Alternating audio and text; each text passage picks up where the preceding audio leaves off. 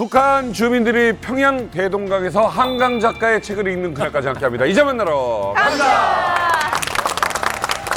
자, 뭐 해가 바뀌었습니다만은 한강 작가의 인기 계속 유지가 되고 있습니다. 이 지난해 10월이었죠. 한강 작가가 이게 웬일입니까? 아시아 여성 최초로 또 한국인 최초로 노벨 문학상을 수상했어요. 정말 이 쾌거 아닙니까?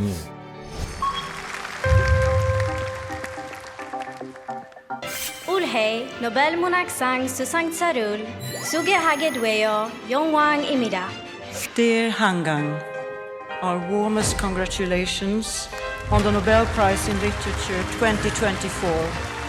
I would like to share the meaning of this award, which is for literature, standing here in opposition to violence together. Thank you.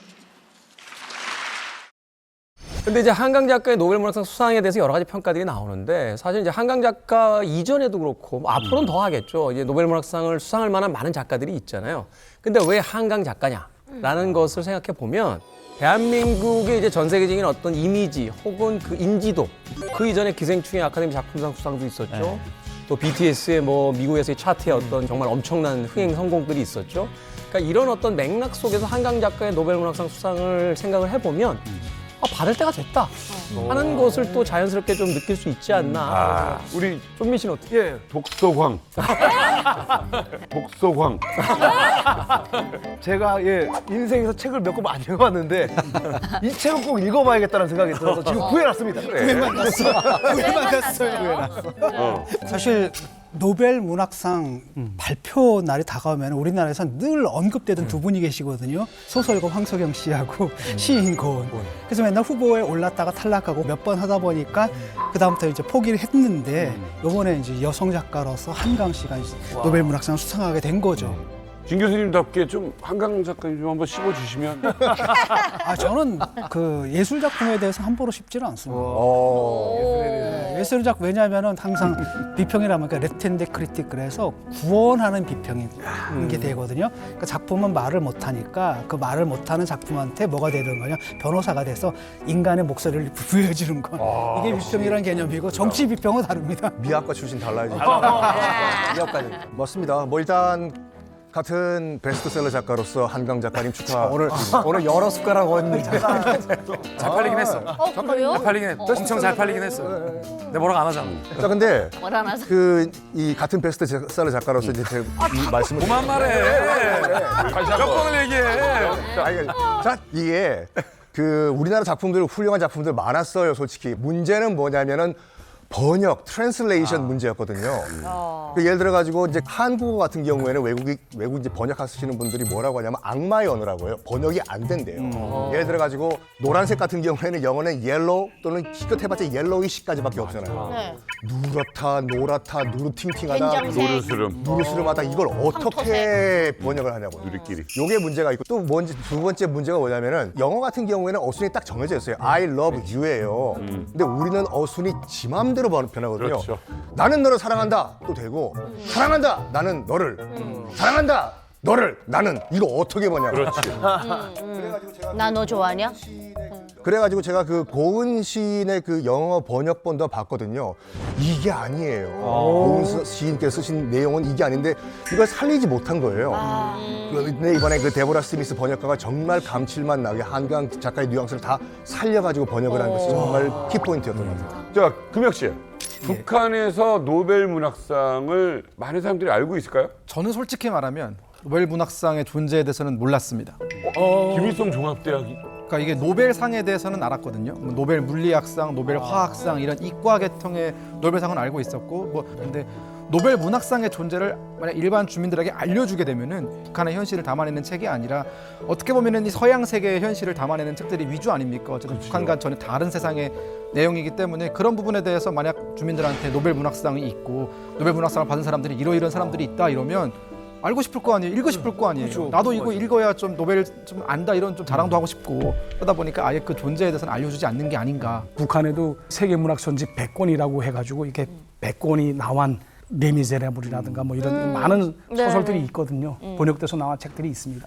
하지만 북한 내에서 수령을 형성한 작품 이외에는 베스트셀러가 될 수가 없습니다. 그렇지. 대체로 북한에서는 베스트셀러다라고 하게 되면 불멸의 총소 해가지고 그렇지, 맞아. 김일성을 형성한 불멸의 역사 그리고 김정일을 형성한 불멸의 향도 뭐 이런 식으로 지금 쭉 시리즈가 나오고 맞아요. 불멸의 시리즈가 있어. 예, 네, 불멸의 있어요. 총소라는 그 시리즈가 있습니다. 저는 기억에 남는 게 그것밖에 기억이 안 남거든요. 북한에서 제일 베스트셀러는 아마 세기로야 더블이 나오잖아요. 세기야 더블로 보고 그게 이자처럼 막 시리즈별로 나오거든요. 그래서 나오다 못하지 나중엔 기록 영화까지 나오더라고요. 재밌어요? 겁나 재미없어. 그냥 오빠 겁나 재미없어. 그냥 내용이 이거요. 우리 수령님 비 오는 이 아침 입고 농장에 찾아오시오. 논두렁에 직접 앉으시고 우리 농장원들의 말을 하나 들어주시고 농사법까지 가르쳐 주셨대요. 언제다 이민들 속에 계시는 우리 수령님 이거예요. 그리고 언제다 이민들 속에 계시는 우리 수령님 이거예요. 약간 성경책에서 등장인물만 바꾼 거 아닙니까? 비슷해요.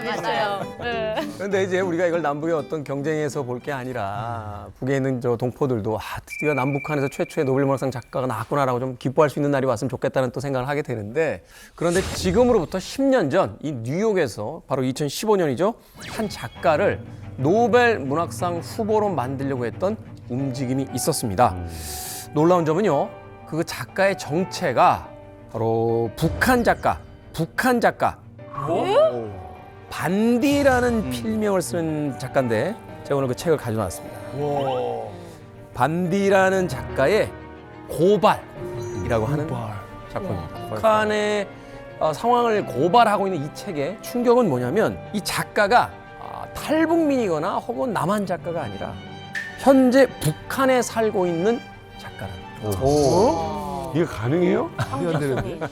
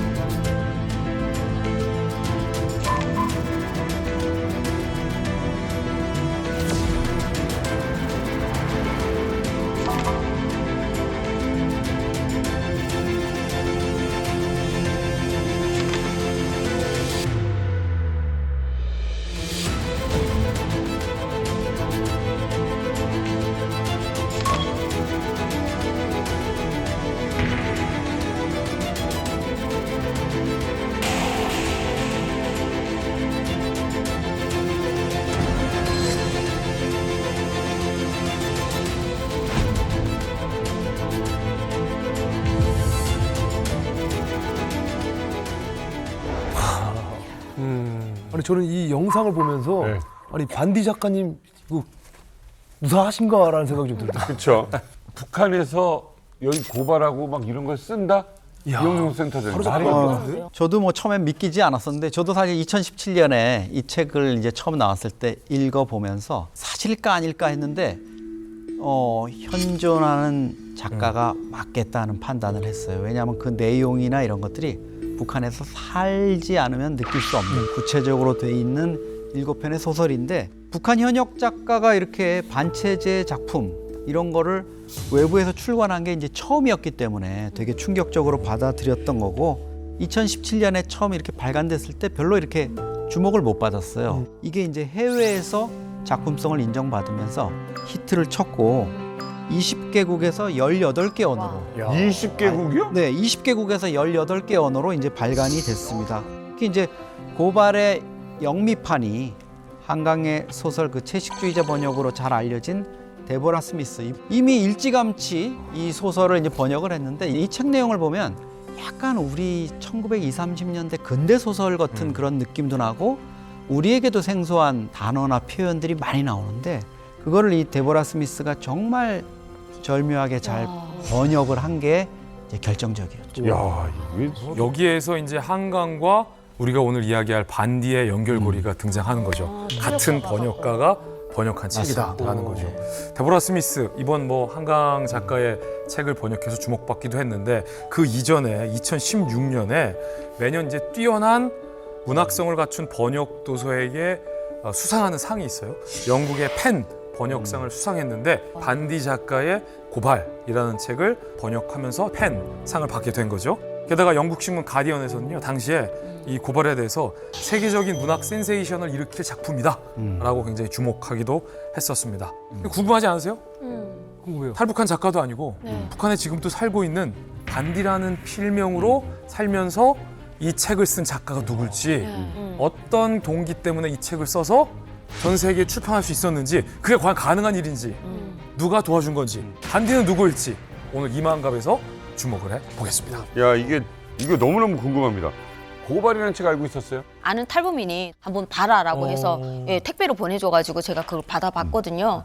근데 저는 북한에서도 선전대에서 선전대 활동을 했잖아요. 내가 정말 그 김부자가 좋아서, 그 체제가 좋아서 사냥을 한 것이 아니라 그 사회에서는 그렇게 해야만 했잖아요. 선전대 있을 때 오늘 이 순간도 인민들의 생활 향상을 위해서 머나먼 현재지대의 길을 걸어지는 우리 장군님 이러고 선동을 했단 말이에요. 근데 제가 마음이 우러나서가 아닌 그냥 오직 그 체제를 위한 옥토가시 역할을 했던 거예요. 근데 그 작가들도 내키지 않지만 그렇게 해왔던 작가들인데 그 반디는 정말 목숨을 걸고 그 위험한 그 발상을 그대로 이 글로 남겼다라는 게 정말 너무나도 놀랍고 충격이 아닐 수가 없는 것 같아요. 탈북하기 며칠 전까지 그런 거 했어요? 저는 선전대 바로 전날까지 했죠.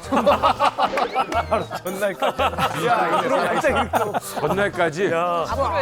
아니 근데 영혼 없이 그렇게 절절하게 나와요? 영혼 없이. 그 사회에서 살아봐요.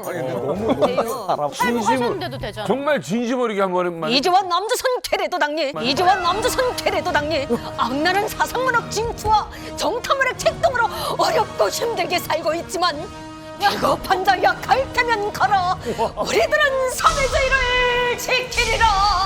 사회주의를 지키리라. 저렇게 하고 다음날 탈북. 짐 챙기면서. 야, 짐 챙기면서 갈 테면 가라. 나도 간다. 자, 그런데 반디의 존재. 북한에서도 모르는 사람 아니에요? 저는 최근에 알게 됐습니다. 그 책을 보면서 작가가 북한 사회의 부조리에 대해서 특히 김씨 일가의 세습 독재 체제에 대한 환멸, 분노에 대해서 아주 적나라하게 그렇게 비판했다고 생각을 합니다. 아시다시피 북한 사회라는 게 다 폐쇄적인 꽉 막힌 사회지 않습니까? 그러다 보니 저도 2010년에 그 시리아에 나와서 처음 인터넷을 접했거든요. 그러면서 김일성에 대한 또 다른 새로운 사실을 알게 됐었습니다. 와, 예. 충격받겠다. 충격받죠. 나이 다 들어가지고. 그러니까 어디서부터 어디까지가 거짓이고 진실인지 정말 헷갈리거든요. 그거를 2010년도에 대학 외교관이 관대사관에서. 2010년도에 이런 거 알면 막 사춘기처럼 막 뭔가 엉키지 않아요? 기분이? 아니 그러니까 멘붕이 오죠. 그러니까 그때부터 시작해서 김씨 일가에 대한 이게 배신감도 배신감이거니와 이게 모든 게 다 사실이나? 내가 지금까지 배워왔던 게 이게 정말 이 거짓이라는 곳으로 안겨왔기 때문에 그 다음부터는 의심이 앞서죠. 아니 근데 이게 대사님이 말씀하시는 것처럼 100% 공감을 하는 게 어떤 장면에서 충격을 먹냐면 사실 막 그렇게 어마어마한 사건에 충격을 먹지 않아요. 그럼. 처음부터 잘못됐다라는 게 느껴지는 게 우리는 김정일의 출생지가 1942년 2월 16일 백두산 미령이라고 굳건히 믿고 있어요. 백두산에서 태어났다라는 그 정통성을 강조하기 위해서. 근데 그 위키피디아를 보다 보면은 김정일의 출생지가 나오거든요. 객관적인 자료에는 1941년에 하바롭스크 근처 어디 뭐 수경지에서 태어났다 이러면 와 이거는 내가 이걸 또 봐도 되는 건가? 좀 처음에 컴퓨터 덮었어요. 어이 보지 말아야지 이러고 진짜 이렇게 됩니다. 꺼야지 하고 바로 껐다가 궁금한데 이러고 또 보는 거예요. 와 진짜? 그러면 시작부터 거짓말인 거네? 그럼. 이런 생각이 드니까 배신감이 확 드는 거예요. 사실 저렇게 이제 장성한 뒤에 다 큰 다음에 이제 거짓말을 알게 되면 그 다음부터는 모든 것들이 의심되기 시작합니다. 어쨌든 책으로 다시 돌아보면 이 책 속에 7개의 단편 소설이 있습니다. 저도 고발 속에 이제 담겨 있는 7개의 단편 소설을 모두 읽어봤는데 네. 그 중에 제가 가장 인상적이었던 작품은 이제 빨간 버섯이라는 작품이었어요. 빨간 버섯. 빨간 버섯. 이게 북한 지도부가 거주하고 있는 청사를 이 빨간 버섯으로 풍자를 해서 그들이 이 지구에서 영원히 사라지기를 말하는 이제 염원을 담고 이제 절규하는 그런 내용이 이제 담겨져 있었습니다. 저도 그 7편의 단편 중에서 이 빨간 버섯이 가장 인상적이었어요.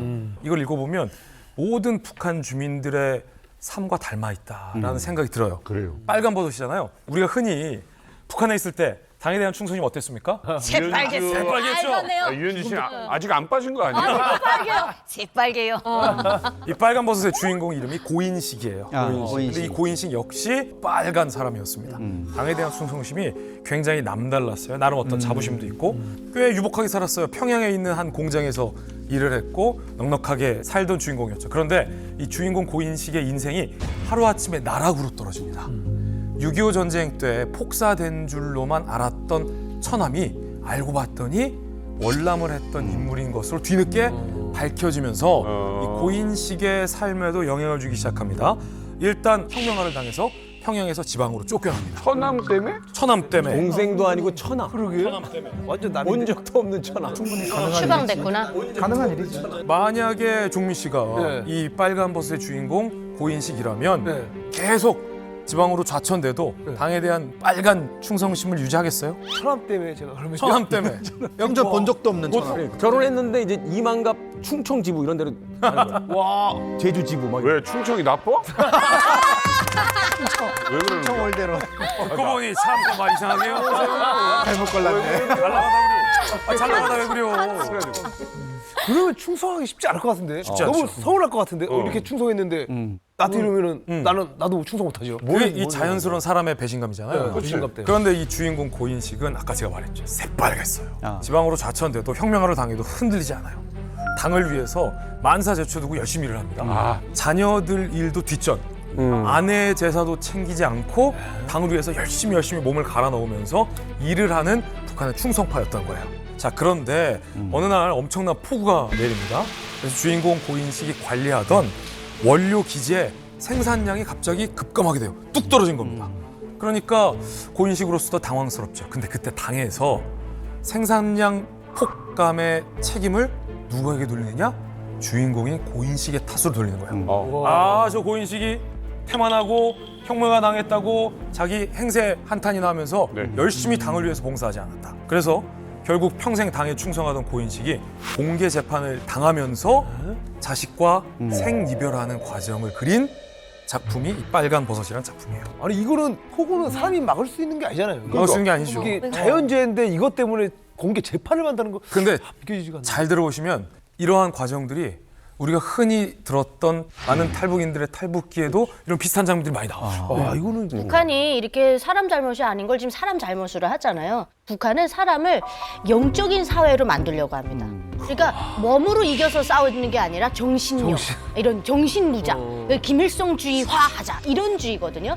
그러면 예를 들어서 날계란에다가도 정신사상만 집어넣고 김일성주의화 시키면 이 계란으로 벼랑을 깬대잖아요. 근데 이 계란이 무장 안 되면 계란이 깨져나가니. 그러니까 그게 네가 그런 생각을 안 했는데도 불구하고 장공장의 성적이 떨어진 이유는 네 생각이 썩었기 때문에 그런 불길한 기운을 부른다는 거예요. 그러니까 모든 걸 이렇게 영적화시키는 거예요. 그러니까 이제 이 빨간 버섯은 사실 북한 체제의 이제 경제 허구를 고발하는 부분이 있는데 이게 그냥 단순히 된장 생산이 잘 안 돼가지고 뭐 공급이 안 된다 이게 아니고 앞서서 도 신문에 있는 기자가 내려와서 여기를 엄청 모범적인 걸로 띄워 놓은 거예요. 근데 그게 이제 이게 문제가 생기니까 누군가를 희생양을 만들어야 되니까 결국은 이제 죽음으로까지 내모는 이런 구조로 가는 거죠. 그 내용도 참 흥미로운 게 띄울 때는 이 개인의 어떤 역량으로 사실은 장공장이 잘 된 건데 그걸 그 사람의 노력은 싹 빼버리고 당이 위대해서 된 거다라고 했다가 생산량이 떨어지니까 당은 빠지고 한 맞아요. 개인의 어머니 당은 책임으로 이게 빠지고. 사실은 그거예요.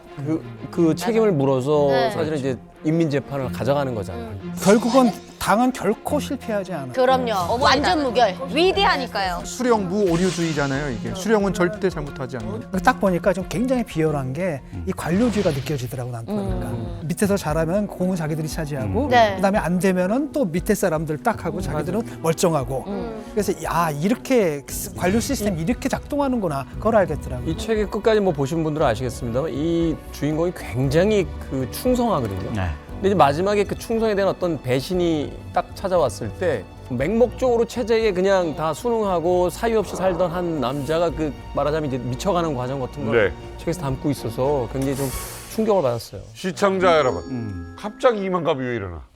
쟤들이 책 파나? 아닙니다. 오늘 이 이야기는요, 이 책이 어떻게 해서 북한에서 나와서 여기까지 지금 손에 지금 들고 있는지 이 이야기가 이만큼에서 펼쳐집니다. 끝까지 한번 이야기 들어보십시오. 자, 이렇게 이야기 듣다 보니까 뭔가 리얼하고 이거 진짜 사실을 이렇게 책으로 만들어냈구나라는 생각이 드는데 빨간 버섯을 쓰면서 이 반디 작가가 도대체 뭘 얘기하고 싶었던 거냐? 궁금합니다. 그 빨간 버섯에 이런 문장이 있습니다. 그러니까 세상 만물은 독한 것일수록 고운 호우를 뒤집어 쓰고 있는 법이다 라는 문장이 있는데 북한에 사실 세상에 좋은 말들이 다 있지 않습니까? 지상낙원, 뭐 평등, 무릉더원, 무릉더원, 인민대중제일주의, 뭐 세상에 부러움 없어라, 뭐 이런 식으로 이렇게 미사료들이 많거든요. 이런 말들 쭉 보게 되면 다 진짜 빨간 독버섯과 같은 그런 맞아. 그런 그러네. 미사료거든요. 그러다 보니까 작가는 이걸 아마 쓰면서 겉으로는 이렇게 번지르르하지만 실제 내용에 들어가서는 인민들을 탄압하고 노예화시키는 저 사회가 바로 북한 사회라는 데 대해서 아마 폭로하려고 이거를 쓴 것 같다라는 생각이 듭니다. 빨간 버섯에 보면은 주인공 고인식이 이제 공개 재판을 당해서 이제 죽는데 이 인물이 이제 빨간 벽돌로 된 그 시당 청사를 보면서 이렇게 얘기를 합니다. 저 빨간 버섯, 저 독버섯을 뽑아버려라. 이 땅에서 아니 이 지구 위에서 영영. 작가 반디는 아마 시당 청사를 그 많은 사람들이 배고파서 먹고 죽었던 그 독버섯에 비유하면서 북한 사회를 신랄하게 풍자하고 싶었던 게 아닐까 이런 생각이 드는데 반디의 작품을 보면은 정말 절제된 몇 마디의 말로 북한 체제의 실상을 고발하고 있기 때문에 더 울림이 좀 크지 않나 이런 생각이 듭니다. 그런데 여기서 궁금증이 생기는 게 뭐냐면 이 작가인 반디는 북한에 살고 있다는 거예요. 북한에서 뭐 컴퓨터를 썼을 리도 없고 이거 수기로해서 썼을 텐데 이 수기로해서 쓴 소설을 어떻게 지금 우리가 읽을 수 있게 됐느냐 이게 또 가장 궁금한 점입니다. 네, 29개국에서 출판이 된 이 고발이라는 책입니다. 반디의 원고를 탈북시킨 진정한 탈북 주인공을 이 자리에 모십니다.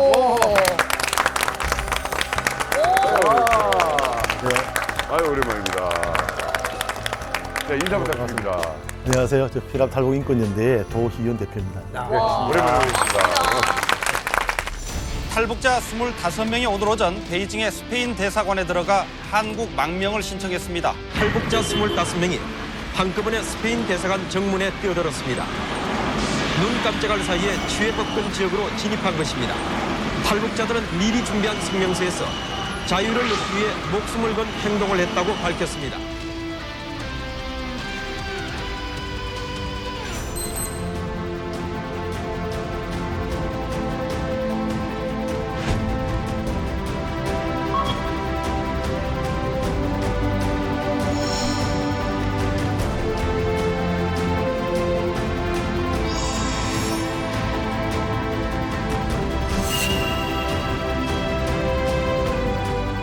어마어마한 분이에요. 25명을 외국 대사관으로 탈출을 시킨 분. 그러니까 전 세계 언론을 그냥 들었다 놓으신 분이에요. 근데 탈북을 시키다 책까지. 진짜 탈북. 예, 탈북을 했습니다. 탈북. 그때 당시로 이제 돌아가면은 정말 감회가 새로운데요. 책이 탈북하기 위해서 많은 분들이 같이 고생하셨죠. 다 목숨을 거는 그런 정말 치밀하고 또 아주 섬세했던 그런 특급 작전이랄까요? 그랬었는데 또 이 일을 도와줬던 많은 분들도 목숨을 내놔야 되는 그런 위험한 상황에서 일이 진행이 됐었습니다. 계속 얘기를 들으면 들을수록 이 반디 작가님의 이 정체가 점점 궁금해지거든요. 그러게. 반디 작가님 대체 누군가요? 많은 분들이 궁금해하시죠. 사실 반디 선생님의 모든 구체적인 사안들을 다 이렇게 언급이 되고 세상에 알려지면은 참 좋겠다 이렇게 생각도 하지만 사실 북한 체제라는 게 그렇지 않잖아요. 모든 걸 밝힐 수 없지만 이분은 이제 남성인 것만은 분명하고요. 그리고 조선작가동맹 소속 중앙위원회 소속의 현역 작가였습니다. 예. 그래서 상당히 나름대로 북한 내에서는 청년이라는 잡지에도 계속 글이 나왔던 그런 분이었고요. 근데 여기 이제 반디라고 하는 이름은 필명입니다. 필명으로 지으셨는데 직접 그 고발이라고 하는 저 책 안에 보면 스스로를 반디라고 지칭했던 이런 부분들이 있습니다. 세상을 밝히자고 하는 그런 차원에서의 어둠의 땅 북한에서 세상을 밝히자 이런 의미들이 있었다고 보고요. 그 외에 이제 구체적인 정보들을 이제 공개를 하면 사실 반디 선생님은 이제 뭐 이런 글을 쓰셨던 자체가 목숨을 걸고 쓰셨는데 가족들이나 주변의 사람들까지도 다 피해를 보는 게 북한이잖아요. 그렇죠. 그런 차원에서 이 정도밖에 말씀 못 드리는 게 참 송구스럽네요. 죄송합니다. 아니 그럼 반디 이 작가님이 소속된 조선 작가 동맹은 어떤 곳이에요? 그 우리가 생각했을 때 조선 작가 동맹하면 그 카프를 조직으로 둔, 그러니까 뿌리를 둔 작가 동맹이라는 정도로 알고 있고, 제가 대한민국에서 정말 이해가 안 됐던 게 다 작가라는 거예요. 작가 많죠. 그리고 다 번역한대요. 북한 그게 안 돼요. 국가에서 허락해준 번역가만 번역할 수 있고 국가에서 허락해준 작가만 글을 쓸 수 있어요. 사실 이 숫자가 너무 소수이기 때문에 사실 저는 제 주변에서 작가 동맹 소속의 작가를 본 적이 없어요. 그쪽에는 180명 정도의 작가밖에 없거든요. 그러니까 엄청 소수의 지금 한 분이신 거예요. 그러니까 그 정도로 어마어마한 사람들이고, 일반 밑에 있는 사람들은 그 사람들이 써내는 그런 선전선동에 사용되는 책들이 다 선전선동의 앞잡이들로서 저들이 글을 쓴다 이렇게 할 정도로 엄청나게 그 충성심이나 토대 모든 면에서 최고를 갖추고, 또 글솜씨도 엄청 뛰어나야 되겠죠. 그러다 보니까 작가 동맹이라고 하면 뭐 북한 안에서 쉽게 이렇게 볼 수 있는 그런 작가는 아닙니다. 이게 또 조선 작가 동맹만 중요한 게 아니라 아까 말씀하신 내용 중에서 이 조선 작가 동맹 중앙위원회 소속이라고 하셨잖아요. 네. 이건 우리가 유추할 수 있는 사실은 일단 평양에 거주하신다. 그렇죠. 평양에서 주로 활동을 하신다라는 거예요. 그러니까 중앙위원회는 보통 다 평양에 있고 이제 각 도마다 조금씩 위원회, 소위원회가 이렇게 있거든요. 북한에서 작가라는 건 사실 뭐 본인의 어떤 창의력이라든가 문학적인 능력을 마음껏 펼칠 수 있는 사람들이 아니라 철저히 북한 당국의 어떤 그 용도에 의해서 북한 당국의 여러 가지 어떤 뭐 위대성이나 뭐 김씨가 위대성 이런 것들을 선전하고 이제 북한 체제를 그런 방향으로 이끌고 가기 위해서 사용되는 사람들이기 때문에 가장 정권에 충성을 해야 되는 사람들, 그것을 이제 붓으로서 본인의 충성심을 증명하는 사람들인 거죠. 그러니까 이 반디 작가님은 사실상 북한 체제를 선전하는 가장 최전선에 서 계신 분인데 오히려 이제 붓을 반대로 들고 계신 분이시다라고 저희가 이해할 수 있는 거죠. 조선 작가 동맹이 출범한 게 1946년 10월이거든요. 맞아요. 북한 정권이 수립된 게 48년 9월이니까 9월 9일. 정권 수립보다도 먼저 노동당 창당되자마자 작가 동맹을 만들었다는 거는 그만큼 이제 북한이 문학을 통한 선전선동 우상화 이게 얼마나 중요한지를 느낀 거고, 노동신문이나 이런 데를 봐도 김정은 찬양 글 쓰고 뭐 한 면 두 면 막 쓰는 친구들이 있거든요. 동태관, 뭐 송미란 이런 친구들. 동태관 저희가 같은 기자가 봐도 야, 이 정도는 돼야 글로 먹고 살겠구나 이럴 정도로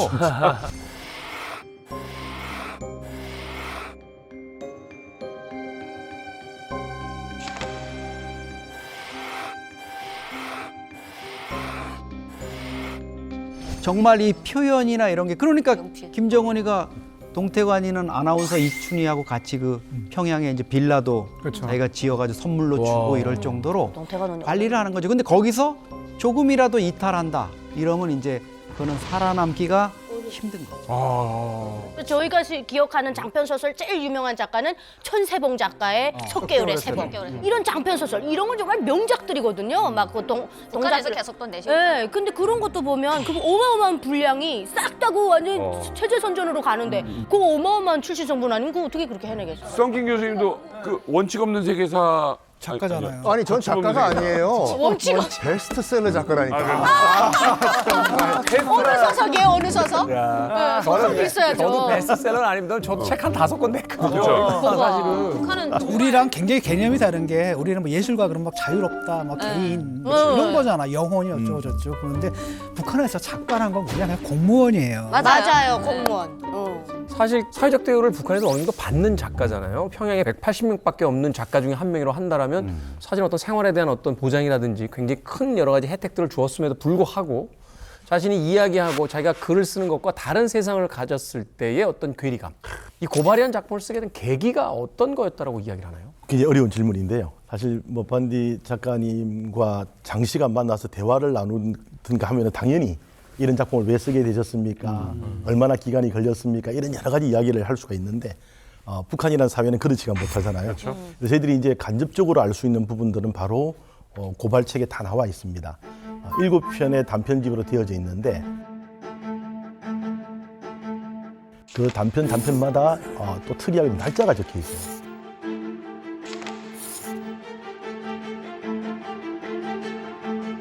1989년도부터 1995년도까지.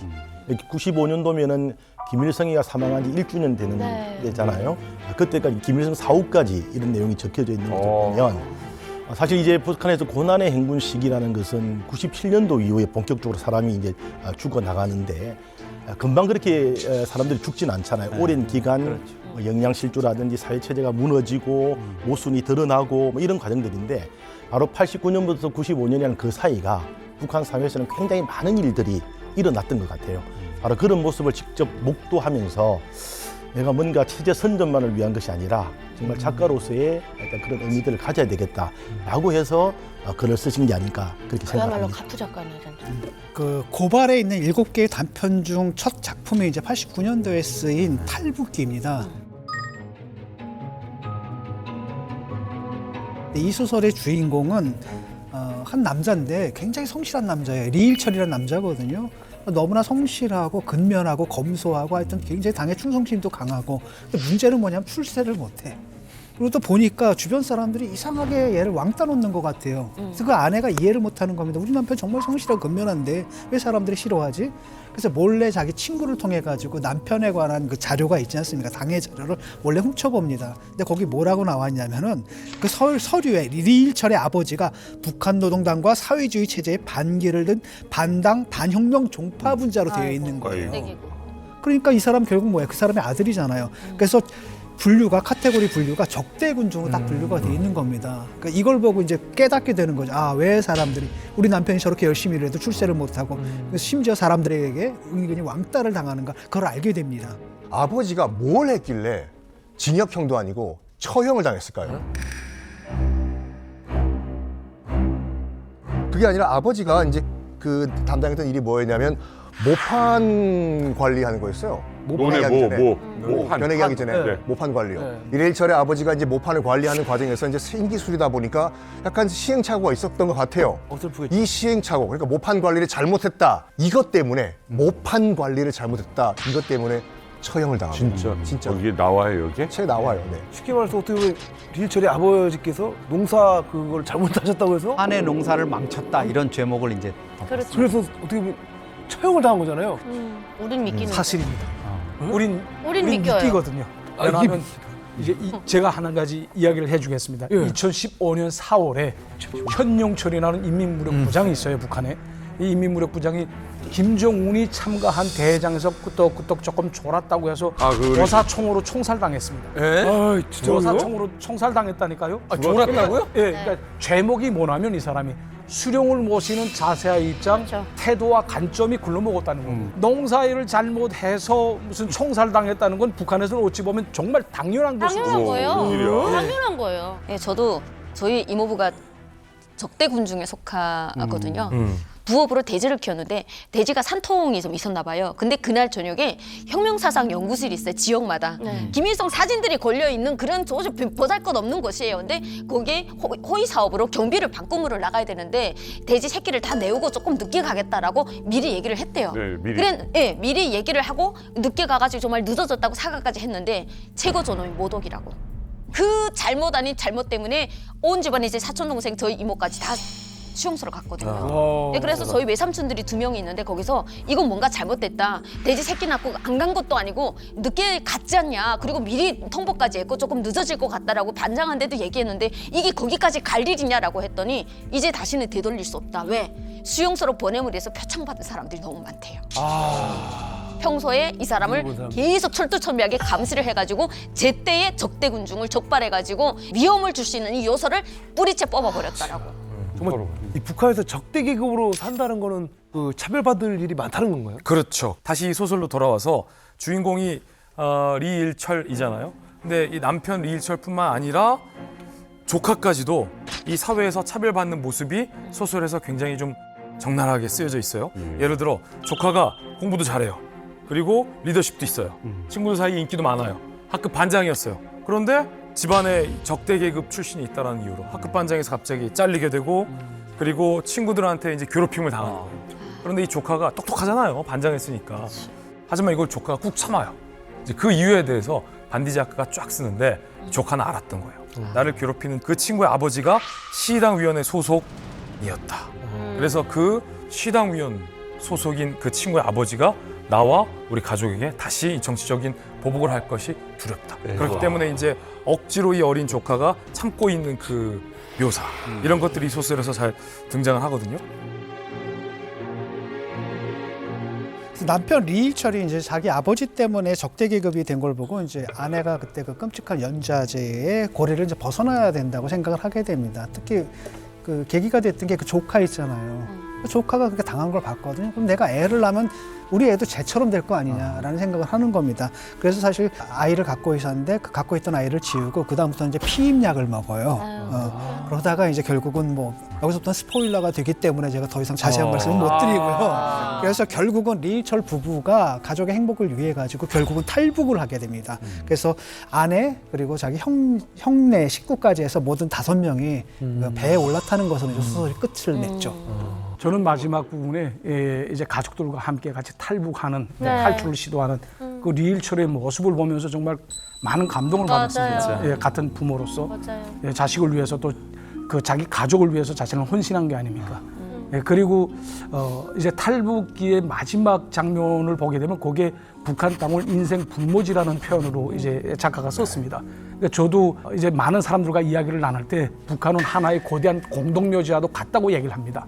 예, 사실 북한이라는 나라는 숨만 쉴 뿐이지 살아도 죽은 목숨이나 같지 않습니까? 뭐 자유가 있길 합니까? 뭐 인권이 있길 해요. 그러니까 아무것도 없는 그런 노예제 사회랑 다름없거든요. 그 고발의 책머리에 이런 굉장히 인상적인 글귀가 있어가지고 제가 좀 소개를 할 텐데요. 북녘땅 50년을 말하는 기계로 몽에 쓴 인간으로 살며 재능이 아니라 의분으로 잉크의 펜으로가 아니라 피눈물로 뼈에 적은 나의 이 글.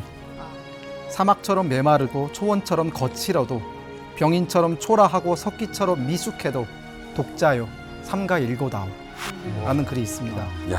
이 탈출기의 그 리일철 가족처럼 사실 대부분 다 똑같은 걸 느끼는 겁니다. 그렇기 때문에 어떤 이런 북한 사람들만이 알고 있는 외부 사람들한테 북한 사람들이 현재 이런 상황에 놓여 있다는 걸 외치고 싶은 굉장히 작지만 굉장히 큰 그런 목소리를 좀 엿볼 수 있지 않나라는 생각이 듭니다. 미숙해도 독자여 삼가 읽어다오. 자, 반디의 외침대로 이 그의 작품 이 고발은 대한민국 땅에서 이렇게 출간이 됐습니다. 책이 탈북을 한다. 와. 예, 도대체 이게 어떻게 올 수 있었을까? 그 탈북 스토리를 지금부터 파헤쳐 보겠습니다. 그냥 책이 아니죠. 이 책은 북한 내에서 누군가가 원고만 소지하고 있어도 총사합니다. 맞아요. 그렇죠. 이건 지금은 봐도 그럼요. 정면으로 반기를 드는 책이에요. 반역 책이에요. 대형 무도한 책인 거죠. 그렇기 때문에 누가 썼는지, 어떻게 북한 밖으로 빼냈는지, 누가 안팎에서 동조했는지 북한은 눈에 불을 켜고 찾아내서 반드시 죽일 겁니다. 그렇죠. 지금부터 이만갑이 할 얘기가 그 과정을 저희가 조심스럽게 다루려 합니다. 야, 이게 궁금한 거예요. 2012년이었습니다.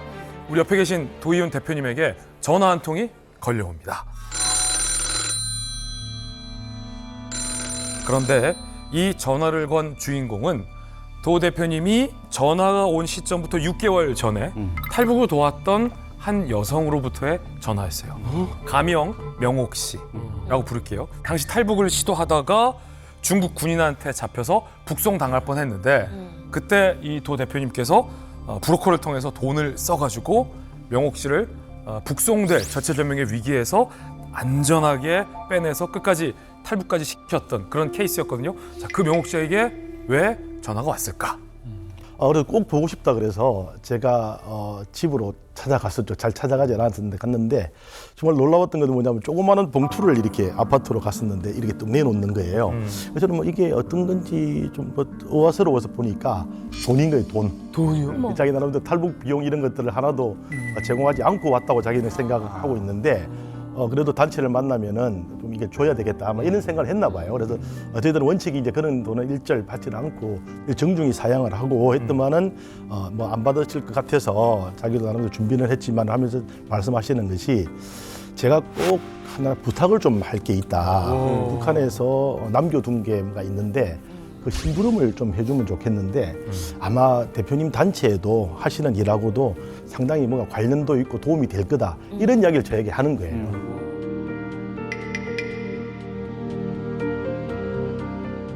아니 그 어려운 심부름이라는 게 설마 그 책을 탈북시키는 겁니까? 예, 맞습니다. 딱 느낌이.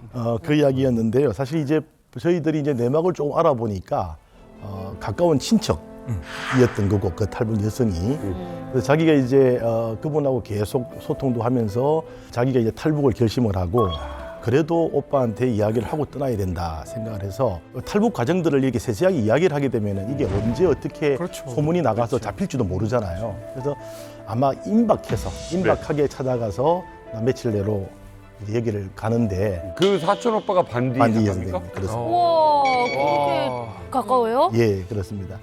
그래서 이제 그렇게 이야기를 하고 이제는 오빠를 못 볼 것 같아. 야. 그래서 이제 그냥 인사하러 왔다고 이야기를 하니까 그때 조금 이제 반대 선생이 여러 가지 충격을 좀 받았겠죠. 그래도 말벗이 되는 친구였는데 이 친구마저 나가게 되면은 어떡하지?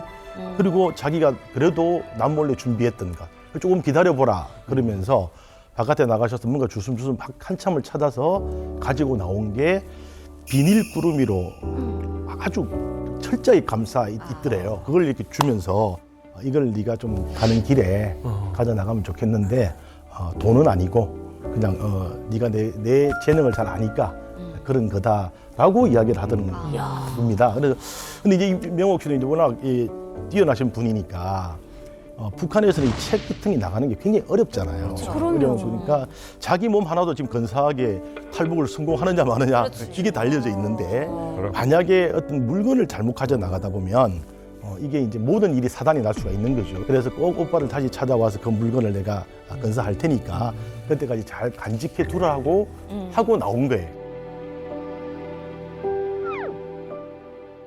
처음 가는 길인데 나 혼자 가기도 힘들고 거기서 만약에 발각될 때 원고와 더불어 발각되면 완전 큰일이에요. 또 다른 한편 완전 그 큰일. 원고를 쓴 사람도 위험하고 그러니까 일단은 일단 나가게 되면 경험이라는 게 생기잖아요. 그다음에 루트라는 게 생기게 되니까 당연합니다. 예, 오르신 말씀. 후일을 기약하자 그런 차원에서 두 나온 것 같아요. 그렇죠. 만약에 정말로 그 첫 번째 탈북 시도 때 이 고발의 원고를 가지고 탈북을 했는데 중국 군인한테 잡혔어요.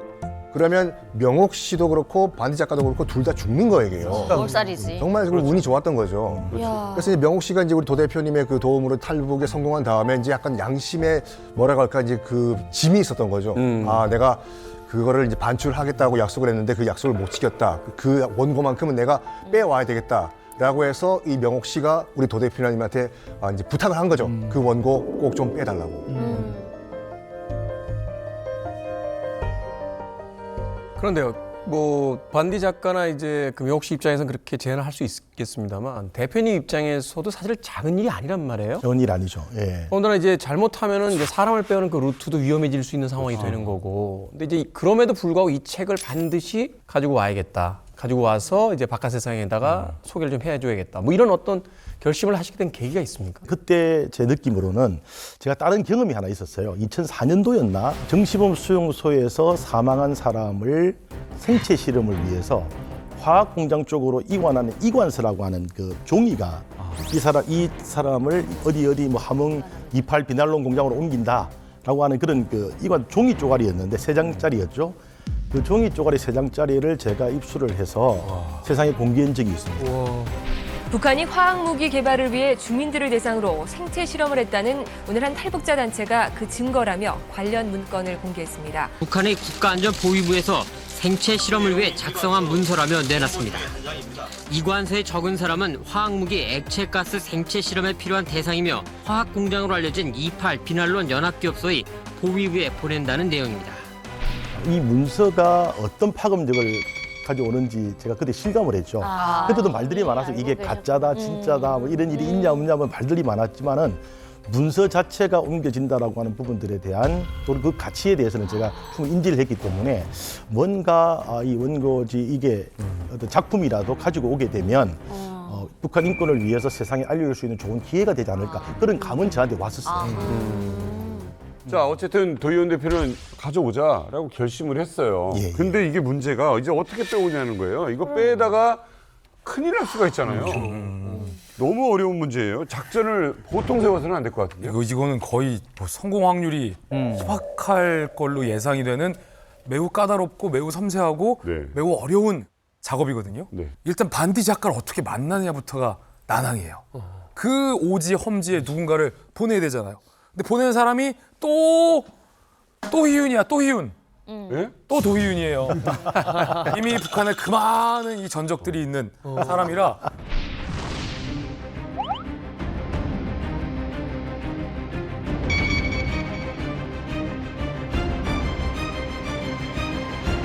괴뢰 국정원의 살인 악마들은 2014년 6월 당시 해외에서 노동자로 근무하던 이자에게 피랍 탈북인권연대 대표 도희윤 놈을 접근시켜 돈과 물건으로 매수한 다음 교묘하고도 끈질긴 수단과 방법으로 우리의 최고 수뇌부와 사회주의 제도에 대한 적대의식을 불어넣었다. 도 대표가 뭐 중국의 얼씬거리나 도 대표와 같이 밑에 일하는 사람이 북중 국교 얼씬거리 북한이 바로 눈치챈다. 그렇지. 홈 크루즈 또 오는 거야. 그렇죠. 그럴 정도로 북한에서는 굉장히 그 촉을 곤두세우고 있는 타깃이 이 나쁜 놈이란 말이에요. 북한 입장에서는 쉽지가 않죠. 그런데 우리 도 대표님은 정말 하늘이 돕는 것 같아요. 제가 옆에서 아이고 별 말씀. 수년간 하신 일들을 보면 천운도 잘 따라요. 이번에도 마찬가지였는데 중국에 있는 이 도 대표님의 지인분이 마침 북한 친척을 방문한 일이 생겼어요. 그런데 이 중국 분의 친척이 어디 사느냐? 놀랍게도 반디 작가가 사는 곳을 거쳐간다는 거예요. 이 중국에 있는 친구가 아는 분이. 그렇죠. 그래서 이 중국에 있는 지인을 이용해서 반디 작가를 접촉하면 되겠다라고 우리 도희윤 대표님이 생각을 하게 됩니다. 예, 맞습니다. 이게 제가 이제 뭐 그냥 아주 심플하게 부탁을 했어요. 너무 진지하게 부탁을 하면 부담을 느끼게. 그렇지. 아주 심플하게. 아주 수월하게. 아니면 그냥 뭐 어디 가서 뭐 하나 좀 받아오면 돼. 그리고 뭐 내가 또 책 좋아하는 거 알잖아. 그거 가져오면 된다니까 이 친구는 그냥 저 친구 책 좋아하니까 북한에서 뭐 여러 책들 좀 가져와 주면 되겠구나. 뭐 그 정도겠다. 뭐 이렇게 생각을 했을 거예요. 그래서 제가 좀 어떻게 보면 선의의 거짓말을 한 거죠. 와, 난 지금 하나 더 인생의 이견. 부탁을 할 때는 오히려 가볍게 해라. 아니 진지하게 설명했으면 저는 그 막 펼쳐보고 싶어가지고 도대체 뭐길래 보지도 말라 그러고 열어보지 말라니까 사람이 보고 싶고 보지 마라 더 보고 싶지. 편하게 얘기했어. 근데 이거를 만약에 이 중국 지인이 가서 그 반디를 만나요. 달라고. 뭘 믿고 줘 반디를? 그러니까. 갑자기 약속이 와서 있어야지. 명옥 씨 이름을 댄다고 해서 그냥 줘요? 그것도 안 네, 명옥 씨가 작전을 세운 게 있어요. 물론 도 대표님의 작전이죠. 명옥 씨의 친필 편지, 서신을 가져갑니다. 그걸 보여주는 거죠. 네, 그 친필 편지도 편지 봉투에다 예쁘게 하면 뜯어보고 싶잖아요. 예. 대충 이렇게 그렇죠? 그게 디테일하게 실제로 이렇게 검은 비닐봉지에 넣어서 이렇게 아주 그 심플하게 이렇게 하셨는데 제가 읽어드릴게요. 오빠, 명옥이에요. 서식 늦어서 미안합니다. 이제 저는 편안한 곳에 와 있어요. 제가 무사할 수 있도록 도움을 주었던 분이 사람을 보낼 겁니다. 제 편지와 함께요. 편지를 받으면 인차 지난번에 저에게 건넸던 물건을 넘겨주세요. 믿으셔도 됩니다. 오빠하고 저만 알고 있는 일이니까. 그때 주셨던 물건이 2개였지요. 오빠도 좋은 세상에서 한번 살아봐야 할 텐데 남겨둔 식구들 생각하면 눈물만 나요. 그런 날이 꼭 오겠지요. 오빠, 우리 꼭 만나요. 몸 건사하세요. 명옥이가. 이렇게 아주 그냥 심플하게 쓰셨는데 물건이 2개다라는 얘기가 이제 힌트가 몇 개 있는 거죠. 예, 맞습니다. 네. 반디 작가 입장으로 돌아가 보면 자, 낯선 사람이 찾아왔어요. 그래요. 중국인이 찾아왔고 그리고 이제 명옥이라고 하는 물론 이제 자기의 동생인 사촌 동생이긴 합니다만 자 여기서는 이제 결심을 해야 되잖아요. 그렇죠. 이거를 말하자면 내가 목숨을 걸고라도 이 원고를 믿고 보낼 것이냐 아니면 이게 잘못됐을 경우엔 원고도 다 사라지고 내 이제 목숨도 부지할 수 없는 상황인데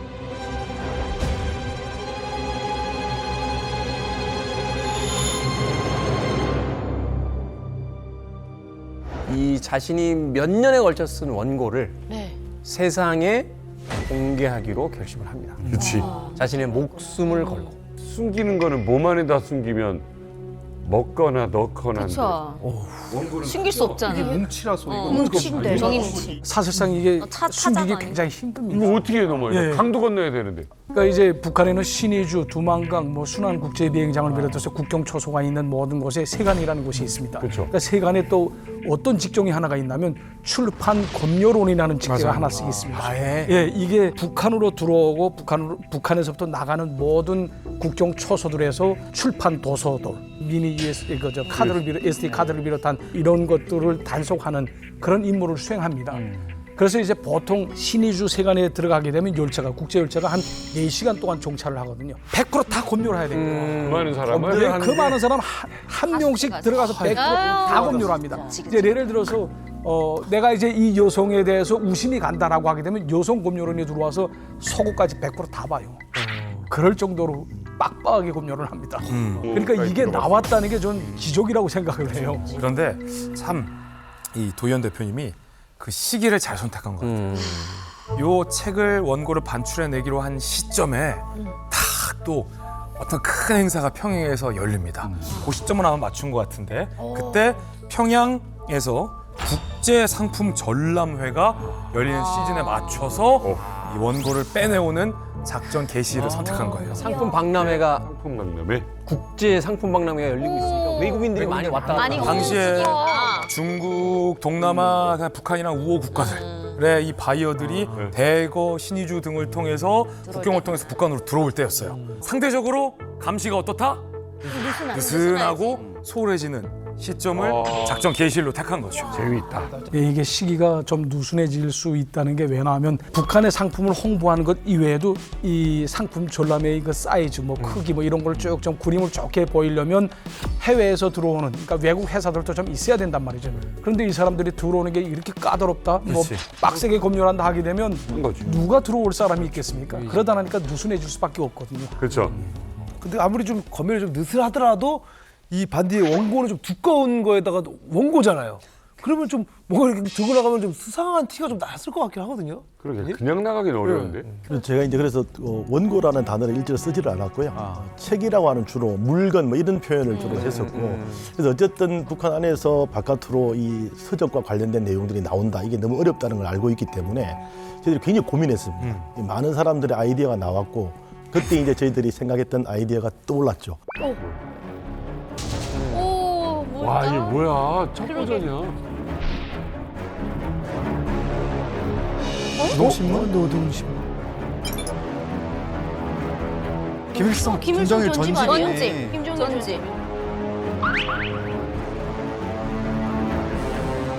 저희들이 이제 제가 어쨌든 뭐 북한과 관련된 관심을 많이 두고 있기 때문에 제가 이런 책들을 좀 많이 사라 그랬습니다. 노동신문. 여기 김일성 저작집, 김정일 선집 같은 경우는 북한에서 이런 것들이 또 중국말로 되어 있어서 중국인들이 이걸 사갖고 나간다는 게 어떻게 보면 자랑스러운 거죠. 그렇죠. 얘들한테 이게 익혀지고 위인이다. 이런 것들을 아주 많이 사서 오고 또 자기들도 북한으로 들어가기 위해서 물건을 많이 가져갔던 상황이기 때문에 엄청난 물량들이 다시 밖으로 나오게 되는 거죠. 그런 물건들에 이렇게 쌓였었기 때문에 이게 세상의 빛을 볼 수 있도록 하늘이 도왔지 않나 이렇게 생각을 합니다. 아니 그러니까 여기 수상 물건들이 여럿 있으면 뒤지겠지만 아니 뭐 김일성 장군님의 어록집을 사가는 사람이 여기다 뭐 불온 서적을 사가겠어? 뭐 이런 느낌을 주니까. 사이에다가 또 아니 이게 그러니까 북한에서 나갈 수 있는 유일한 도서가 몇 개 안 되잖아요. 그 중에 하나가 이제 김일성이나 김정일의 위대성을 선전하는 그런 책들은 번역이 되어서 나간단 말이에요. 지금도 관광객들이 북한을 가면은 그 관광 안내원들이 그 사람 손을 이끌고 강제로 그런 책 사라고 그 책 서점에 가서 강매한단 말이에요. 그렇죠. 그러니까 여기다 책을 넣어가지고 가게 되면은 뭐 세관에서 검열을 한다 하더라도 이거 좀 애매하지 않습니까? 김일성 전집을 내가 이걸 뭐 어떻게 검색할 수도 없고 수색할 수도 없고 수색했다가 또 잘못 걸리게 되면 이상한 상황에 빠지게 되고 이러다 보니까 그냥 어영부영 넘어갈 수 안 본 걸로. 이거 좋은 거 사가네 이렇게 갈 수 있는 거죠.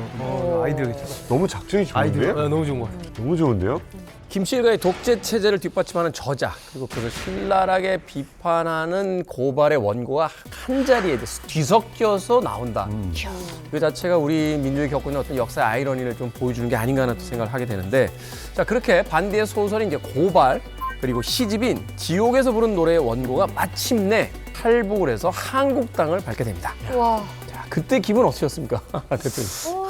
뭐라 그래야 될까요? 참 이게 감개무량 그 자체였죠. 이게 저는 사실 뭐 이 반신반의 그리고 또 실패할 수도 있겠다 뭐 이런 여러 가지를 이제 고민하는데 지금 생각해 보면 정말 하늘이 도왔고 그리고 또 이 반디 선생의 이 고발 작품이 세상에 나올 운명이었다. 저는 그러네요. 지금 그렇게 생각합니다. 그 것이 아니었다면 어려웠을 거예요.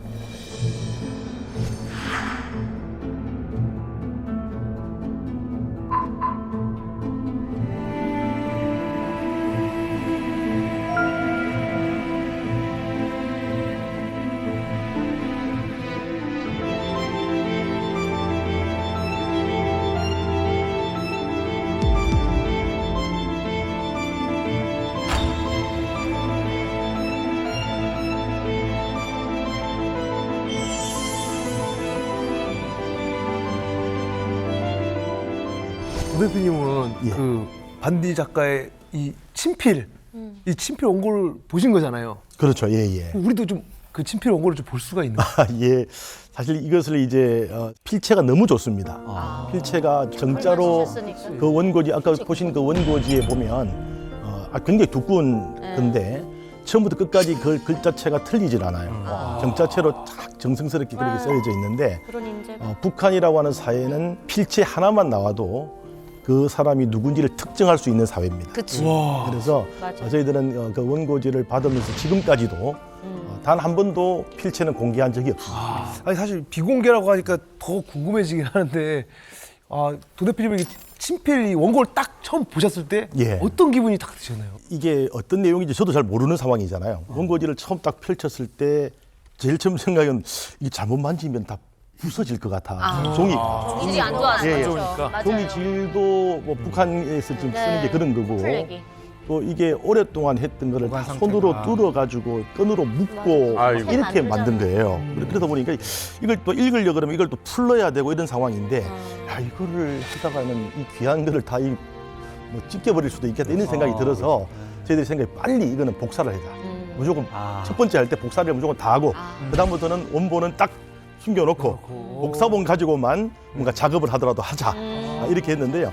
그걸 몇 장 제가 들춰보면서 참 눈물이 나더라고요. 이걸 꼼꼼하게 하나 한자 정말 피눈물에 뼈에 새긴 자기 글이라고 그런 표현 나오잖아요. 그 한자 한자를 적었던 그걸 볼 때 참 눈물이 핑 돌던 그때 감정이 지금도 생생합니다.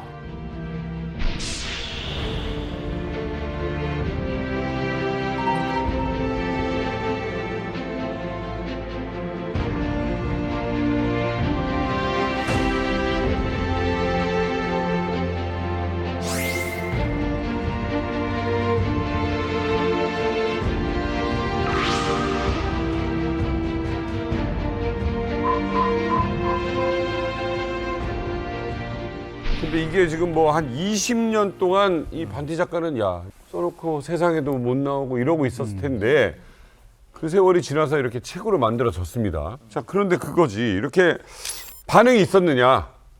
그럼 왜 나는 지금 남인석은 이걸 처음 봤느냐? 저희들은 사실 이제 국내에서 좀 많이 좀 읽혀져야 된다라는 생각을 했고 이 반디 작품이 북한 사회를 담담한 언어로 북한의 인권이 어떻다는 것, 북한의 주민들의 일상 생활이 어떻다는 것을 이렇게 알릴 수 있는 좋은 기회가 될 거다라고 기대를 모았는데 참 한국에서는 그게 잘 안 되더라고요. 오히려 의심도 하고 여러 가지 음해가 있고 이런 과정에서 있었는데 외국에서 이제 반향이 오기 시작합니다. 이게 2014년도 이 책이 나오고 난 다음에 프랑스에서 저에게 직접 연락이 오는 거예요. 아마 이제 여러분 임영희라고 하는 우리 한국계 여성 작가분이신데 공지영의 도가니 그리고 김영하의 뭐 검은 꽃 이런 것도 다 번역하셨던 분인데 그래요? 프랑스어로? 예, 유명하신 분인데 이분이 직접 저에게 연락이 와서 반디 고발에 대해서 자기가 관심이 너무 많다. 그래서 꼭 한번 나를 만나고 이 내용에 대해서 이야기를 좀 했으면 좋겠다. 프랑스가 원래 이 문학 작가 쪽에서는 그 프랑스어로 번역되는 게 굉장히 중요하다고 그래요. 예, 전 세계적으로 이게 파급을 낼 때 제가 너무 기뻤죠. 그래서 그냥 한달음에 임영희 작가님을 만나게 된 겁니다. 프랑스어로 번역되는 게 왜 중요한가요? 유럽사는 간단하게 이렇게 이해하시면 돼요. 유럽사는 그 로마사예요. 그러니까 각국이 다 로마의 전통을 이어받았다고 서로 주장을 하거든요. 문제는 그 이제 르네상스를 거치면서 이 로마의 문화와 전통을 로마가 있었던 이탈리아가 수용을 한 것이 아니라 바로 프랑스가 수용을 해요. 그래서 프랑스가 이제 17세기, 18세기 이후부터는 문화 대강국이 되거든요. 일단 프랑스는 노벨 문학상 수상자를 가장 많이 배출한 나라입니다.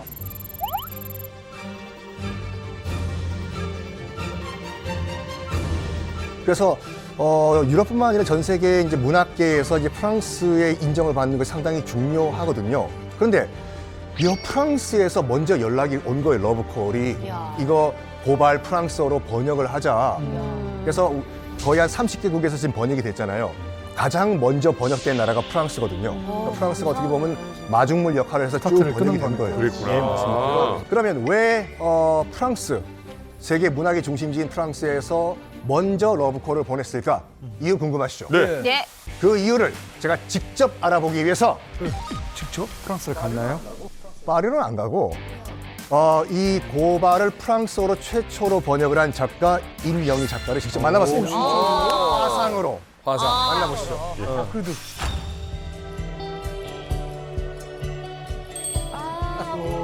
와. 임영희 작가님 안녕하십니까? 네, 안녕하세요. 반디의 고발이라는 작품을 언제 처음 접하셨고 그때 읽으셨을 때 기분이 어떠셨나요? 제가 번역을 시작한 게 1998년도이고 그리고 2007년부터 그 프랑스 필리피케 출판사 내 그 한국 문학 컬렉션 기획을 담당하게 되었어요. 그때부터 제가 이제 매일 주말마다 이제 프랑스에 소개할 만한 작품이 있는가 검토를 하거든요. 우연히 그 새로 나온 작품에서 이렇게 이제 리스트를 검토를 하다가 고발이라는 타이틀이 일단 눈에 띄었고, 그래서 제가 이렇게 보트 보니까 이제 북한에서 살고 있는 그 반디라는 작가, 그리고 제가 원래 이 미리 보기 20페이지를 읽어요. 제가 읽었을 때 그 만감이 교차했어요. 제가 지금 그때까지 그 다큐멘터리나 이런 걸 보고 막연하게 그 생각했던 북한 그 동포들의 그 일상적인 삶, 신음하는 일상적인 삶, 그런 것들이 이 7편의 단편을 읽고 나서 마치 영화를 보듯이 한눈에 그려졌어요. 그 생생한 그 느낌을 그 책 속에서 제가 느꼈어요. 그래가지고 제가 이 책은 반드시 해외에 알려야 되겠다. 야, 그야말로 센세이션. 반디 작가 탈북한다고 꼭 한번 만나보고 싶으신 분이 있고. 인민반장, 랭상모, 적대군중 이런 거는 프랑스인들에게 설명을 해야 되는데 어떻게 그럼 이런 단어를 번역을 하셨나요? 북한 사전을 뒤져가지고 찾아가지고 일일이 그거를 이제 또 프랑스 독자들에게 다가갈 수 있는 적절한 불어용으로 또 옮겨야 되는 거죠. 사실 알가티오, 드말 앙카시오, 또 평안도 사투리 이런 것들은 사실 불어에서 살릴 수가 없어요. 그렇지. 맞네요. 그렇지. 이제 그 의미를 그대로 불어로 전달할 수밖에 없어요. 확실히 제가 한국 작가, 유수한 작가들의 작품들을 제가 많이 번역을 했지만 번역이 조금 다르게 이루어진 것 같아요. 보통 한국 작가 번역의 3분의 1 정도 시간이 더 소요되었다고 할 수 있겠죠. 그럴 거 걸렸다. 당시 이제 프랑스에서 이 작품에 대한 반응은 어땠을까요? 지금 리뷰를 이제 이렇게 훑어봤거든요. 프랑스의 그 가장 유명한 온라인 리뷰인데 한결같이 좋은 비평이었어요. 대부분 그 반디 작가에 대한 아주 무한한 존경과 뜨거운 존경을 보낸다.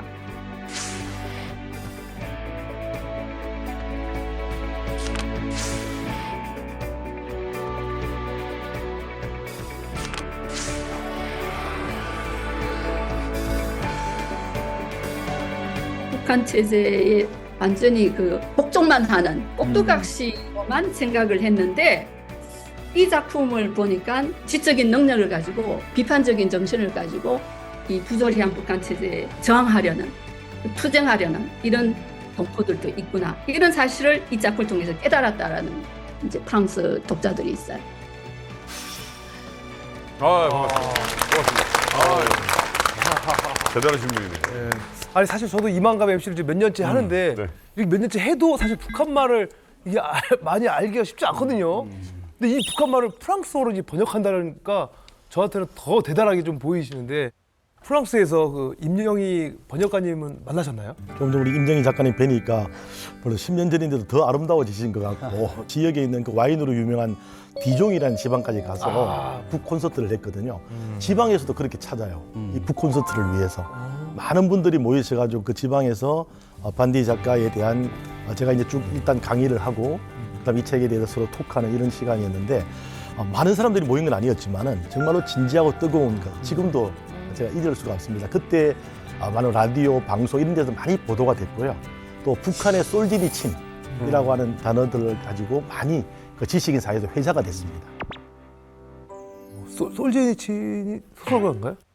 솔제니친은 이제 소련의 작가고요. 원래는 친구랑 편지를 주고받았는데 거기다 스탈린 뒷담화를 했어요. 그게 딱 발각이 돼가지고 바로 이제 수용소로 끌고 갑니다. 그래서 이반 제니소비치 하루 같은 걸 보게 되면 수용소에 있는데 오늘은 너무너무 좋은 날이었다. 사실은 죽이 남았는데 내가 몰래 그 감시의 눈초리를 피해가지고 두 그릇 먹었고 말이지. 작업을 받았는데도 벽돌 쌓는 쉬운 일을 맡았다면서 오늘은 너무나 만족했다. 그렇게 얘기를 하는데 우리가 밖에서 볼 때는 그 끔찍한 삶이잖아요. 그게 이제 콘트라스트가 되면서 아주 그 뭐랄까 묘한 효과를 내는 그런 작품이거든요. 이 책과 상당히 비슷한 게 그 생활들이 자기가 살아봤으니까 그냥 생생하게 다 왔고 아주 담담한 필체로 그걸 쓰거든요. 그래서 결국은 이제 노벨 문학상을 받는데 소련에서 너 받을 거면 나가라. 그래서 결국은 이제 망명을 하게 됩니다. 나와서 받아야지. 망명한 다음에 나중에 이제 소련이 무너진 다음에 다시 귀국을 하게 되는 그런 사람이죠. 공통점은 뭐냐면 솔제니친도 그렇고 반디 작가도 그렇고 자기 나라에서도 출판을 못했어요. 그래서 그 미우를 받는구나. 정말 근데 해외에서 너무나 뜨거운 반응이었습니다. 제가 반디 선생님 덕분에 뭐 영국, 독일, 프랑스, 미국까지 갔었는데요. 뉴욕 공공도서관이 있습니다. 아마 그게 전 세계 4위 정도의 규모로 어마어마한 도서관인데 그 도서관에서 북 콘서트를 하는 것은 정말 어마무시한 작가 말고는 안 된대요. 네. 제가 그 자리에 섰습니다. 오.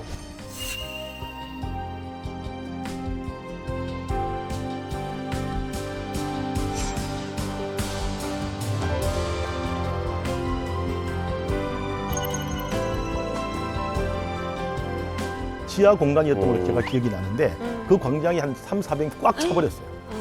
꽉 차서 수시간 동안. 여기 보면 현앤이가 도희윤으로 돼 있어요. 그럼 인쇄는 어떻게 됩니까? 저작권. 이게 다 저작권. 아니 이게 뭐냐면 인쇄는 저희들한테 지금 다 들어와 있는데 들어오는데 맨 처음에 저희들이 이 책을 발간할 때부터 저희들이 공표를 한 게 있어요. 이 책의 50%는 북한 인권을 위해서 쓴다. 그리고 나머지 50%는 반디 선생과 그 가족분들 이런 분들의 구명이나 이런 것들을 위해서 쓴다. 라고 저희들이 염두에 두고 작업을 진행을 했습니다. 그런데요, 이 책에 또 하나의 반전이 숨어 있는 것이 이 책이 발간이 되고 해외에서 뜨거운 관심을 받게 되자 우리나라가 아닌 미국에서 이 책을 쓴 작가 반디를 노벨 문학상 후보자로 만들자 운동이 이제 시작이 됐다고요. 그렇죠. 왜냐하면 이 노벨 문학상 후보, 노벨 문학상 수상작이 아니라 후보, 노미네이티드 이것만으로 사실 대단하잖아요. 근처만 간 것도. 후보에만 올라도 전 국제사회가 이 책의 존재에 대해서 알기 때문에 이제 그 효과를 기대한 거죠. 그래서 2015년 뉴욕에서 탈북 단체들을 중심으로 이런 이제 움직임이 시작됩니다. 근데 이 노벨 문학상뿐만 아니라 유럽 최고의 인권상인 안드레이 사하로프 인권상에도 이 반디 작가의 요 고발 추천하려는 움직임이 있었고요. 실제 후보에 노미네이티드 되기까지 합니다. 성공한 거죠.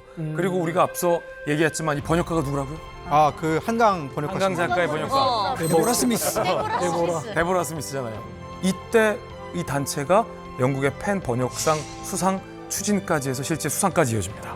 국제적인 주목을 받게끔 많은 이 국제사회의 도움이 있었던 거죠. 어머나. 와, 아니 반디를 그 노벨 문학상 후보로 올리기 위해서 이제 어떻게 보면 스펙 하나하나씩 이렇게 쌓아 올린 거잖아요. 노벨 문학상 후보가 됐나요? 결과론적으로 먼저 말씀드리면은 모든 게 잘 안 됐습니다. 안 됐지만 그 과정은 참 행복했고 즐거웠습니다. 근데 이 노벨 문학상에 노미네이트만 된다 하더라도 굉장히 큰 의미가 있다. 이렇게 해서 저희들이 이제 발에 땀이라도 띄었는데 이 중요한 몇 가지가 있더라고요. 저희들이 이제 보니까 이 노벨 문학상 같은 경우는 이 작가가 반드시 그 수상자로 상을 받으러 와야 된다.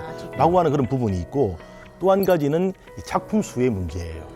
이게 작품 수가 어느 정도 많아야 되는 거예요. 이게 그치. 지금 우리 반디 선생님은 이제 고발과 그리고 시 같은 경우는 영역이 좀 다르잖아요. 네. 그런 차원이다 보니까 이런 부분들이 제대로 이게 그런 부분들에 대한 원칙이 정확하게 있더라고요. 근데도 노벨문학상 노미네이트가 안 됐다고 하더라도 네. 사로프 인권상하고 펜 번역상에 노미네이트 되고 수상까지 됐다는 거 이거 엄청 큰 거예요. 오, 네. 그거만이라도. 노벨상 후보자로 올리는 데는 실패를 합니다. 그걸 추진하셨던 이제 도 대표님 입장에서는 굉장히 큰 실망감이 있었을 텐데 그 실망감을 의외의 사람이 이제 위로를 해줬다 하는 이야기를 들었어요. 이게 사실은 더 기가 막힌 스토리예요. 왜요? 마치 이제 반디 선생의 책이 출간되는 과정과도 흡사한데 이 반디 작가의 책 고발을 너무 잘 읽었다라는 감상평 하나가 날라옵니다. 어디서요? 그런데 북한 내부에서 날라. 예? 북한 내부에서 날라. 예? 도진이라는 필명을 갖고 있는 인물이 북한 안에서 이 고발이라는 책을 읽고 감명을 받아요. 두 번, 세 번 읽어요. 어떻게 읽어요? 그래서 도의원 선생님에게 감상평을 보내온 거죠. 우와. 과연 북한 독자가 네. 이 고발을 읽고 감상문을 어떻게 보내왔는지 그 내용은 뭔지 제가 일부를 읽어드리겠습니다. 암흑의 땅 북녘에서 보냅니다. 고발책을 어떻게 보게 되었는지는 여기서 밝힐 수는 없다. 반디의 고발을 세 번째로 읽어본다. 이 나라의 시인 작가들은 독재자의 매문 문필가로서 민족 앞에 얼마나 큰 죄악을 저질렀는가를 반디 선생의 분노의 작품 앞에서 돌이켜봐야 한다. 이 땅의 민주주의를 위하여 세습 독재하에서 신음하는 2천만 인민들에게 독재 정권의 창시자이며 봉건 조선을 재건한 김일성의 실체를 바로 알려주는 투쟁의 시작을 말이다. 암흑의 땅 북녘에서 도진 올림. 이야. 암흑의 땅. 충격적인 내용 아니겠습니까? 우와. 이 땅의 민주주의를 위해서 북한 땅에 있는 어용 작가들은 반성하라 이 얘기예요. 반디 선생의 이 투쟁 정신을 우리가 따라 배워야 한다. 라는 충격적인 분명이네요, 완전. 내용입니다. 근데 저 사람도 왠지 작가일 것 인구 같아요. 없어가지고 근데 저 그걸 문필이다. 자, 도 대표님, 그렇다면 이 도진이라는 인물이 누굽니까? 예, 제가 2014년도부터 시작이 돼서 2015년도, 16년도까지 그리고 계속 저하고 이제 소통이 됐던 제 북한의 아우인데 북한의 혁명을 꿈꿨던 북한 내부의 혁명 조직원 김성일입니다. 아, 그래도 편지가 되시군요.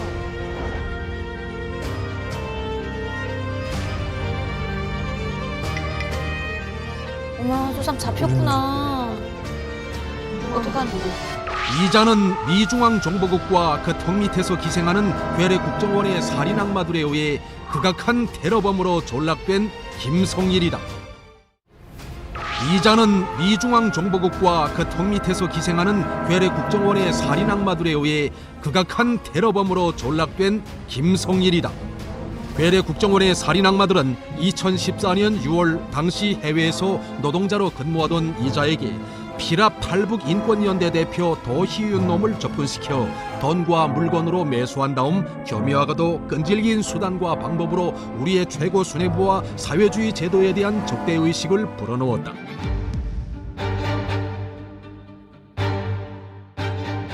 저는 2014년 6월경 괴뢰 피랍 탈북 인권연대 대표 도희윤이라는 놈을 인터넷상에서 알게 되었으며 그런가 전화상으로 이야기를 나누는 과정에 적들이 반공하고 모략 선전에 서한 업무가 극히 천하무도한 테러 범죄 행위에 가담하게 되었습니다.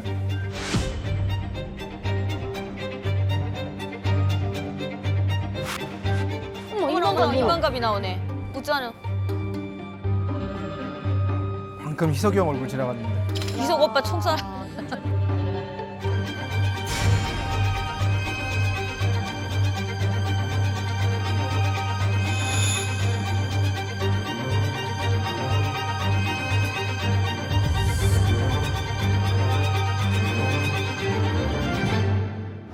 어머나 그랬구나. 자, 세상에. 김성일 씨 감상평은 어떻게 받으신 거예요? 제가 이미 이제 우리 김성일에게는 아우에게는 저와 카카오톡 그리고 텔레그램 사용 방법 근데 그게 이제 소통이 제대로 딱 장착이 되자 정말 어마어마한 어마어마한 대화들이 오고 갔었죠. 여러 가지 오고 갔었고 다 밝힐 수 없는 내용입니다만은 여러 가지 소통의 방법으로 저하고 교신을 합니다. 그런 와중에 자기들이 하려고 했던 일들 중에 반디의 이 고발이라고 하는 책을 북한 내부에게 알려야 되겠다는 생각이 자기는 너무 간절해서 이것을 3번이나 정독을 했대요. 3번이나 정독을 하면서 그 감상문을 저희에게 보내온 겁니다. 아니 진짜 용기 있는 이 행동이지만 그 결국 북한에 어떻게 보면 발각이 된 거잖아요. 김성일은 좀 어떻게 됐나요? 우리 아우 생각만 하면 제가 이제 참 없는 눈물도 나오고 마음이 먹먹해지는데 김정은을 암살하겠다, 제거하겠다 이런 모의 자체가 북한에서는 뭐 용납할 수 없는 아주 흉악한 범죄가 되는 거죠. 그래서 우리 아우는 처형당한 것으로 저희들이 알고 있고 이 아우만 처형당한 것이 아니라 이들 가족, 저희 말하는 혁명 조직원, 엄청나게 많은 사람들이 정말로 도륙당했다 이렇게 제가 알고 있습니다. 지금 이제 영상으로 만났던 김성일 씨의 경우가 이제 그랬다라면 이제 반디 작가, 이 고발을 쓴 반디 작가는 적발이 된다라면 뭐 더한 일을 또 당할 수 있는 그런 상황인 거잖아요. 북한 당국이 이 책이 이제 남한뿐만이 아니라 대한민국뿐만이 아니라 이제 전 세계에 걸쳐서 이제 출간이 됐다는 걸 모르진 않을 텐데 그 이후에 어떤 방식으로 대응을 하고 있는지요? 북한은 뭐 10년이 됐지만은 아무런 반응, 일절 반응을 보인 적이 없죠. 앞으로도 아마 그럴 겁니다. 주민들이 접할 수 있는 매체로 특히 이제 이 내용을 언급한다는 건 오히려 뭐 노이즈 마케팅을 하는 그런 자기네들이 스스로 해버리는 이런 결과를 초래하기 때문에 함구를 할 텐데 만약에 이제 이 이만갑을 통해서 더 이제 확산이 되고 이런 계기가 된다면 뭔가 이제 대책을 내놓을 가능성도 있습니다. 어쨌든 뭐 북한 당국의 그런 수사 능력은 뭐 과학적인 수사가 아니라 사람 잡아서 고문하면 다 나오죠. 예. 고문을 뭐 밥 먹듯이 하는 사회이기 때문에 저희들이 그 당시에 좀 반응이 있었습니다. 반디와 관련해서 북한 당국의 반응이 있었는데 뭐냐면은 북한 안에서 반디와 관련된 그 책이 또 다른 책이 있으니까 그걸 좀 받으러 나왔으면 좋겠다. 국경 가까이 낚시다 라고 저희들한테 제가 움직이기를 원하겠죠. 제가 직접 움직이기를 원해서 그런 반응들이 저희들한테 왔고 저희들이 일절 대응을 하질 않았죠. 그래서 그 뒤로는 뭐 뒤이어지는 이야기는 없었습니다만은 그 상황으로 봤을 때 북한 당국에서 혈안이 돼서 반디 선생을 색출하려고 하는 작업들이 시작됐구나라고 하는 부분들은 제가 확인을 할 수가 있었습니다. 하나 궁금한 게 있습니다. 지금 도희연 선생님 이렇게 만나면 야 반디 작가 데려오자 이 생각을 안 했을까요? 이미 몇 차례 시도를 했습니다. 도윤 대표가 그 출간되는 시점에 맞춰서 반디 작가를 북한에서 탈출시키자. 작가가 북한에서 탈출해서 우리나라든 미국이든 프랑스든 와 있으면 이 책의 가치가 더 이제 빛을 발할 것이다 라는 생각을 한 거죠. 그런데 어찌 사람을 힘들게 보내서 반디 작가를 북한에서 만나요. 그래서 이제 탈출하시죠 라고 도 대표가 사람을 통해 제안합니다. 그때 반디 작가 뭐라고 말했나요? 그때 여러 차례 만났을 때 반디 선생님 말씀은 뭐냐면 가족들이 다 함께 가지 못한다 그러면 갈 수가 없다라는 입장이에요. 내가 간다고 해서 남은 내 가족들을 다 죽이고 간다? 그거는 아니다. 그리고 어쨌든 내 책이 발간됐다 그러니까 내가 세상에 나간 거와 똑같다 라는 말씀을 주셨어요. 그래서 저희들이 안타깝게 그분의 사진과 기타 드릴 수 없는 어떤 내용물들을 가지고 저희들이 빠져나왔죠. 그러면 얼굴을 아시겠네. 알고 있죠. 궁금한 게 이제 반디 작가님하고 소식을 이렇게 전할 수가 있나요? 정말 안타깝게도 저희들이 대한민국의 정치적 상황이나 북한과의 상황이 아주 많이 달라졌습니다. 또 코로나. 지금도 또 우리 사실 탈북민들이 한국에 오기가 너무 어렵잖아요. 중국에서도 모든 것을 다 감시하는 그런 체제가 만들어지고 그래서 안타깝게도 저희들이 소식이 지금 끊어져 있는 그런 상황들인데 참 너무나 가슴 아프죠. 그래서 만약에 기회가 있다 그러면 저희들은 그 기회를 계속 살릴 거다 이렇게 생각을 하고 그렇지만 책이 지금 저렇게 나와 있는 상황이어서 이 책을 읽는 독자들이 있다면 바로 그 독자분들의 마음속에 반디 선생님이 영원히 살아계신다. 김일성이가 이민들의 마음속에 영원히 살아계시는 게 아니라 우리 반디 선생님이 영원히 살아계신다. 저는 그렇게 생각하고 많은 분들이 반디 선생님 그 마음에 공감했으면 좋겠다. 이런 말씀 드리고 싶습니다. 그러니까 북한 주민들이 저희 프로그램 이제 만나러 갑니다를 꽤 많이 시청을 하시거든요. 그래서 이 반디 작가님께서 이 프로그램과 지금 이 인터뷰를 보실 가능성도 있거든요. 만약 보신다고 하면은 우리 반디 작가님께 한 말씀 좀 부탁드려도 될까요? 제가 이 책을 번역하면서 사실 그 반디 작가를 많이 생각을 했어요. 정말로 이 작가님이 표현의 자유가 허용되는 나라에서 사셨다면 얼마나 많은 훌륭한 작품들을 냈을까. 그게 너무나 안타깝고요. 인권이라고는 완전히 구할 것도 없는 그런 사회 속에서 이 혼자 숨어서 이런 글들을 써야만 되는 그 심정, 그게 너무나 안타까웠고요. 그리고 그 용기, 그렇게 써서 이렇게 목숨을 걸고 내보낸 그 용기에 격려의 박수 보내고 싶어요. 건강하고 오래오래 사셔서 가능하시면 계속 건필을 하시기를 부탁드려요.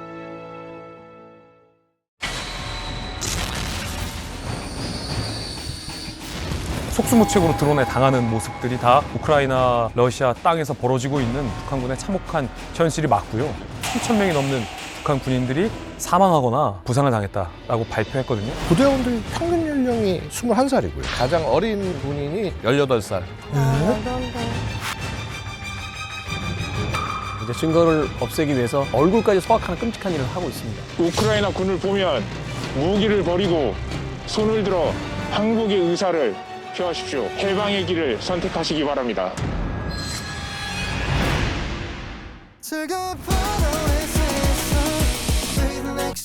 Channel A